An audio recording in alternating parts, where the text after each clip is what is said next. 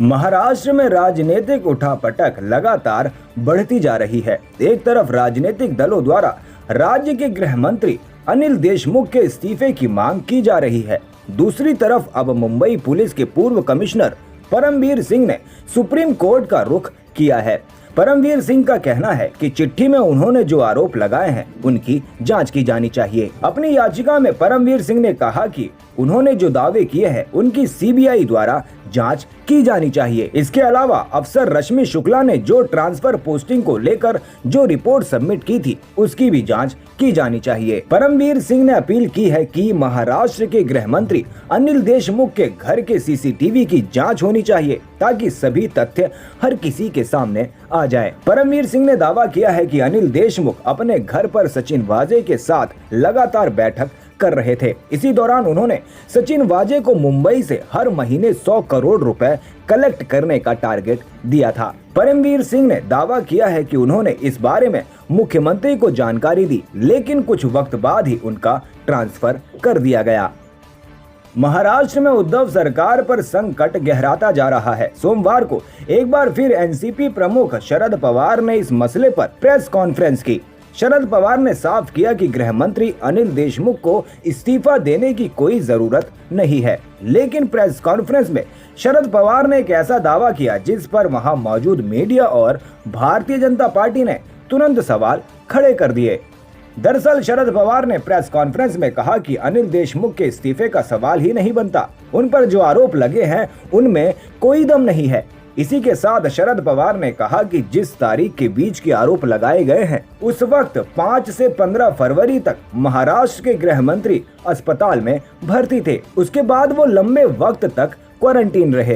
Press conference में जब शरद पवार ने अनिल देशमुख के प्रेस कॉन्फ्रेंस में होने का दावा किया, तब तुरंत ही बीजेपी के अमित मालवीय ने ट्विटर पर अनिल देशमुख के पुराने ट्वीट को रिट्वीट कर दिया। ट्वीट के मुताबिक अनिल देशमुख 15 फरवरी को प्रेस कॉन्फ्रेंस को संबोधित कर रहे थे।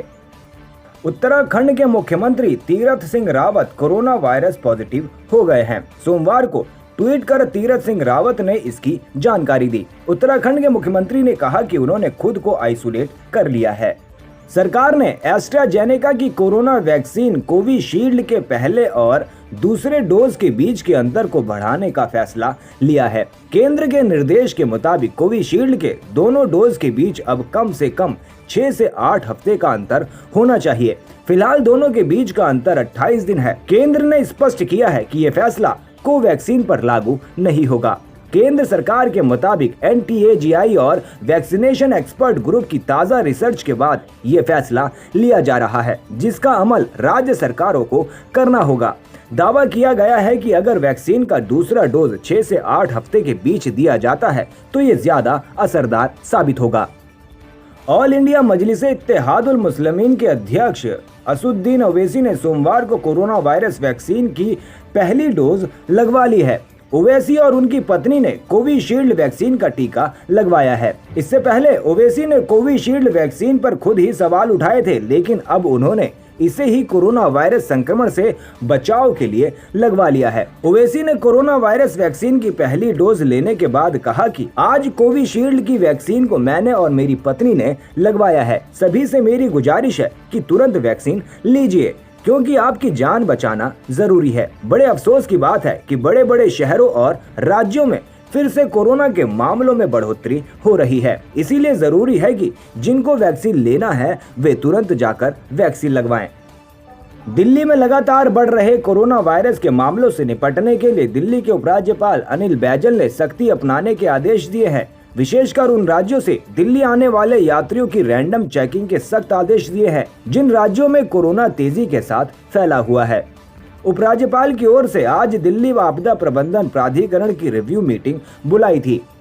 इस दौरान एलजी बैजल ने हाल ही में कोरोना के मामले में हुई तेज वृद्धि को लेकर समीक्षा की और चिंता जताई। साथ ही उन्होंने आदेश दिए हैं कि कोविड उपयुक्त व्यवहार को सख्त तरीके से लागू किया जाए। साथ ही उन्होंने ये भी कहा कि जिन राज्यों में कोरोना के मामलों में बेतहाशा बढ़ोतरी देखी गई है उन राज्यों से आने वालों पर विशेष नजर रखी जाए। अफवाह फैलाने वालों पर योगी सरकार नकेल कसने की तैयारी कर रही है।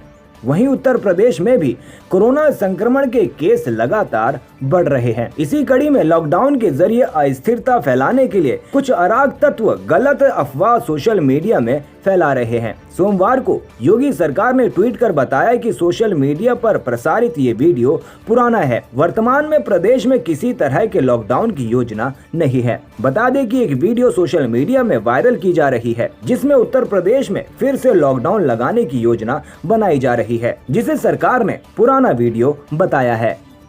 कोरोना की दूसरी लहर की आशंका के मद्देनजर राजस्थान सरकार ने बड़ा निर्णय लिया है। राज्य के गृह विभाग द्वारा जारी गाइडलाइन 21 मार्च से 31 मार्च तक प्रभावी रहेगी। शहरी क्षेत्रों में रात 10 बजे से बाजार बंद रहेंगे। भारतीय यात्रियों के लिए RT-PCR नेगेटिव रिपोर्ट अनिवार्य होगी। राज्य के सभी नगर निकायों में 22 मार्च से रात्रि 10 बजे के बाद बाजार बंद रहेंगे। अजमेर, भीलवाड़ा, जयपुर, जोधपुर, कोटा, उदयपुर, सांगवाड़ा और कुशलगढ़ में रात्रि 11 बजे से सुबह 5 बजे तक नाइट कर्फ्यू रहेगा। कंटेनमेंट जोन के बाहर जिला कलेक्टर सरकार की अनुमति से ही लॉकडाउन लगा सकेंगे। गृह ग्रुप 9 द्वारा जारी आदेश के अनुसार प्राथमिक स्कूल अगले आदेश तक बंद रहेंगे। जम्मू कश्मीर के आतंकियों का सफाया जारी है। सोमवार सुबह यहां के शोपिया के मोनिहाल इलाके के सुरक्षा बलों और आतंकियों के बीच मुठभेड़ हुई। यहां 4 लश्कर-ए-तैयबा के आतंकी ढेर हो गए। IGP कश्मीर विजय कुमार ने बताया कि लश्कर-ए-तैयबा के सभी 4 आतंकवादी मारे गए हैं और ऑपरेशन खत्म हो चुका है। सेना का एक जवान घायल है। गौरतलब है कि केंद्रीय रिजर्व पुलिस बल ने गुरुवार को बताया था कि 2020 से जम्मू और कश्मीर में ऑपरेशन के दौरान 226 आतंकवादी मारे गए हैं, जबकि 296 पकड़े गए हैं। CRPF के महानिदेशक कुलदीप सिंह ने कहा कि कश्मीर की घाटी में पथराव की घटनाओं में काफी कमी आई है, हालांकि वे पूरी तरह से बंद नहीं हुई है। उन्होंने कहा कि पत्थरबाजी की घटनाओं में 90% की कमी आई है।